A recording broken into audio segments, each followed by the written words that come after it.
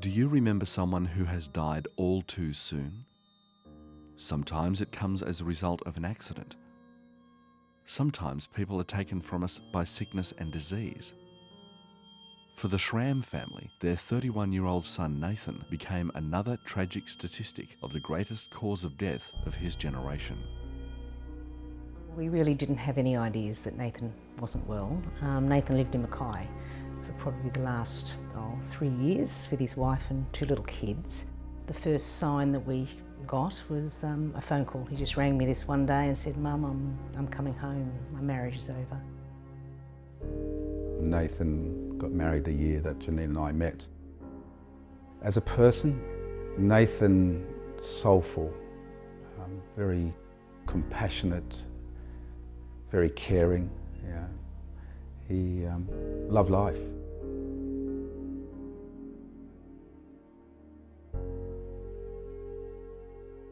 When he came from Mackay, was very distraught. I think for him it was something that he had not dealt with this before, sort of seeing his relationship, sort of with his wife breaking up.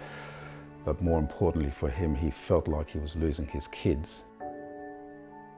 We had bought him a car a couple of days prior because he came down from Mackay without a car or any form of transport whatsoever. He stayed with us for close on 3 weeks, and because he'd been around family all this time, he just sort of said to me, "Mum, I need to get away. I need to have some time to myself." And I think if I look back now, I just knew, and I just was powerless to do anything about it. He took the car, and I can remember him walking down those front steps here and opening up those gates for him, and it was the last time I ever saw him.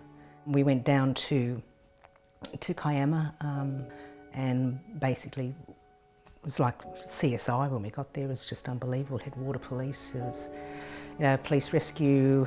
It was an amazing scene, and anyway, we're there and still no sign of Nathan's body, and then at 1 o'clock they found him. Up on the top of the cliff was a bag with all letters, suicide notes to all the family members. His letter to me stated, "Mum, this is not your fault. I'd planned this a long time ago."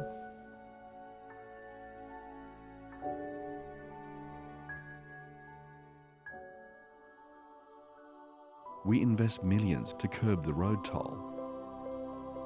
We invest millions in advertising to encourage people to protect themselves from the ravages of the Australian sun.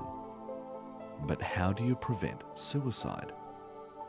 At Wesley Mission, suicide prevention strategies began in the 1960s with the development of Lifeline after a desperate call for help. Since 1995, our operations have moved into a new era with Wesley Life Force through suicide prevention training nationwide.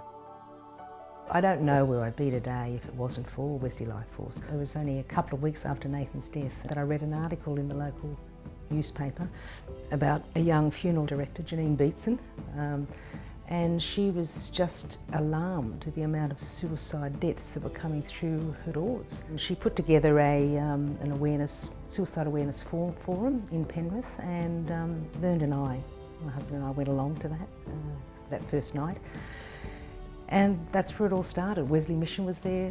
I think it was probably within a few months we had a network put together.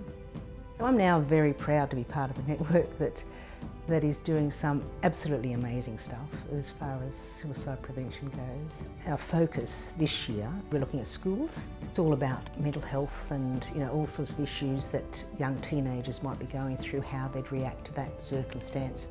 Today, Wesley Life Force oversees 27 community suicide prevention networks throughout our capital cities and rural and regional Australia. We'd like to think that we're saving hundreds to thousands of lives. Burton Janine is one story of a network affecting individuals. There's hundreds of those stories across all the networks in Australia, and we're establishing up to 57 networks by June 2015. I don't think what we're doing needs to change. I think it'd just be great to be able to do it in every community that asks for it. While you may not be able to work directly in suicide prevention, you can save a life by partnering with us. Your financial support and spreading the word about our work under Wesley Life Force will help to prevent the loss of more lives to the unnecessary tragedy of suicide. One saved life is wonderful, and that makes all the difference. We are all sometimes just specks of sands on the beach, but together we make a difference. And it will take a lot of specks to build up that beach. We need to have individuals involved, and the more individuals involved, the more our efforts will grow. Every life is worth saving.